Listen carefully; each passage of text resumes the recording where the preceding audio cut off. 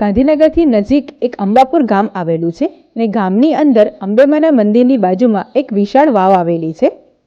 આ વાવ રાણી રૂડાબાઈ દ્વારા તેમના પતિ રણજીતસિંહના યાદમાં આ વાવનું નિર્માણ કરવામાં આવ્યું હતું. આ વાવની અંદર પ્રાચીન કાળની નકશીકામની કોતરણી કરવામાં આવેલી છે. ચલો આપણે નિહાળીએ. અંબાપુરની વાવનું નિર્માણ 15મી સદી દરમિયાન થયું હોય તેવું માનવામાં આવે છે. આ વાવ તેની સુંદર કોતરણી, સ્થાપનાપત્ય કળા અને ભૂગર્ભીય રચના માટે જાણીતી છે. વાવના અનેક સ્તરો જમીનની અંદર ઉતરતા જાય છે. તે સમયના જળ સંચયના અદ્ભુત જ્ઞાનને દર્શાવે છે.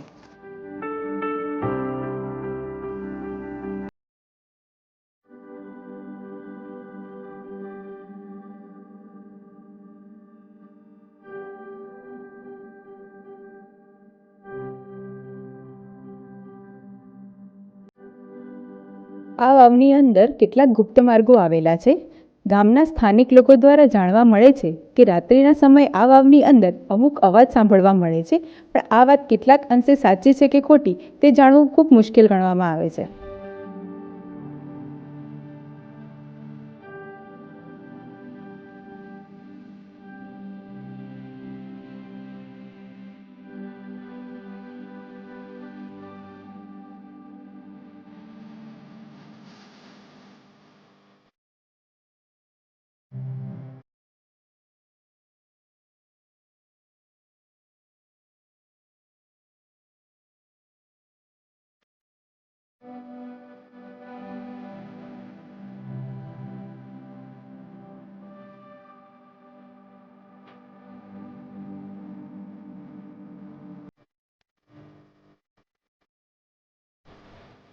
અંબાપુર ગામમાં અંબાજી માતાના મંદિરના મહારાજ આપણી સાથે જોડાઈ ગયા છે. તેમની સાથે આપણે વાત કરીએ.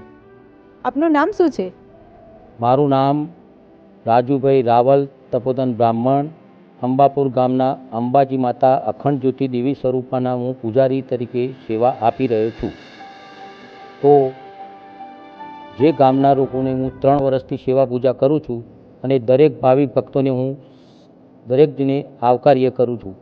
દરેક ભાવિક ભક્તોને હું સમયથી તે આજ સુધી હું કોઈને અપમાન, કોઈ અનિચ્છિત હું શબ્દ વાપર્યો નથી.